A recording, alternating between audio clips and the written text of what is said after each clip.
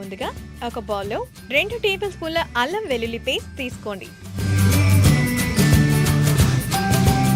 కారం ఒక 2 టేబుల్ స్పూన్లు, పసుపు 1/2 టేబుల్ స్పూన్ తీసుకోండి. గరం మసాలా 2 టేబుల్ స్పూన్లు, అలాగే కొద్దిగా ఆయిల్ యాడ్ చేసుకోవాలి. ఇందులో పచ్చి కరివేపాకు రెమ్మలు కొద్దిగా వేసుకొని కలుపుకోవాలి.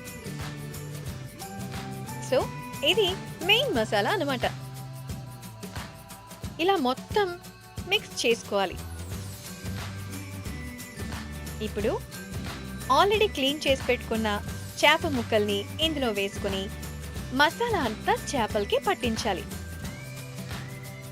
డైట్ చేయాలి, టేస్ట్ కావాలి, నాన్ వెజ్ తినాలి అనుకునే వాళ్ళకి ఇది చాలా హెల్దీయెస్ట్ ఫుడ్ అని చెప్పొచ్చు.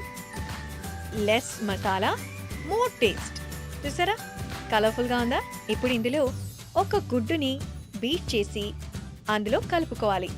సో ఇది దీనికి ఒక ఎక్స్ట్రా ఫ్లేవర్ ఇవ్వటమే కాదు, ఫ్రైయింగ్కి ఒక మంచి లుక్ ఇస్తుందన్నమాట. సో ఇలా యగ్ మిక్చర్ని చేప ముక్కలకి అన్నీ పట్టేలాగా కలుపుకోవాలి. ఇలా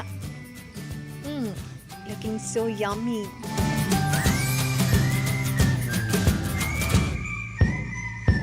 ఇప్పుడు ఒక ఫ్రైయింగ్ పాన్ తీసుకొని చాలా తక్కువ ఆయిల్, అంటే మనం తవా పైన కుక్ చేస్తున్నాం కాబట్టి డీప్ ఫ్రై అవసరం లేదు. ఒక్కొక్క చేప ముక్కని తవా పైన పేర్చుకొని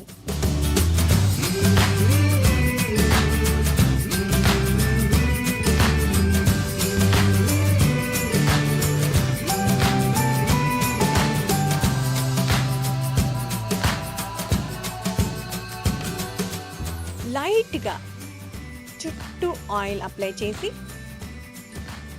తవా మీదనే ఫ్లేమ్లో ఫిష్ని కుక్ చేసుకోవాలి.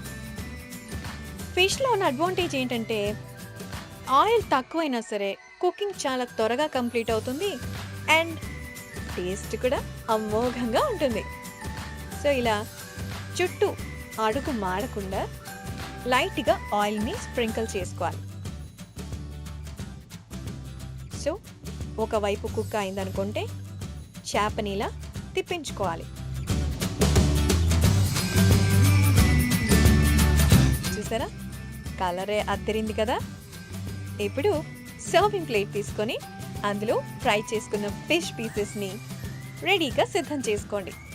ఇదిగో చాలా టేస్టీగా హెల్దీగా ఉండే చికెన్ ఫిష్ ఫ్రై కొద్దిగా కొత్తిమీరతో గార్నిష్ చేసి సర్వ్ చేసుకోండి. ఇదిగో మీకోసం ఈ బైట్. మీకు ఈ వీడియో కనుక నచ్చినట్టయితే లైక్ చేయండి, షేర్ చేయండి. ఈ వీడియోపై మీ అభిప్రాయాన్ని కామెంట్ రూపంలో తెలియచేయండి. ఇలాంటి మరెన్నో ఇంట్రెస్టింగ్ వీడియోస్ కోసం మా ఛానల్ని సబ్స్క్రైబ్ చేయండి. See you on next video.